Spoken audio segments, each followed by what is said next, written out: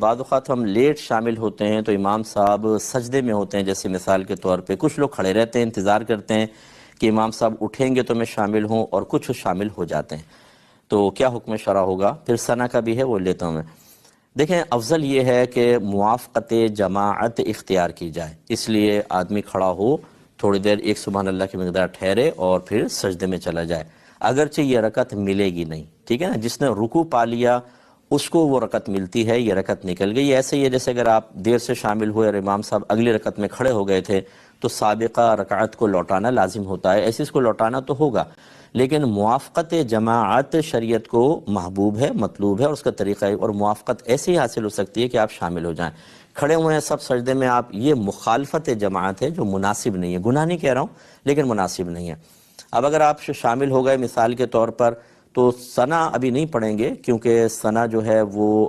اس والی نماز کی ہو چکی ہے، یعنی آپ تو دیر سے شامل ہوئے، امام صاحب پڑھ چکے ہیں، جب آپ اپنی پڑھنے کھڑے ہوں تو اس کو ثنا سے شروع کیجئے گا۔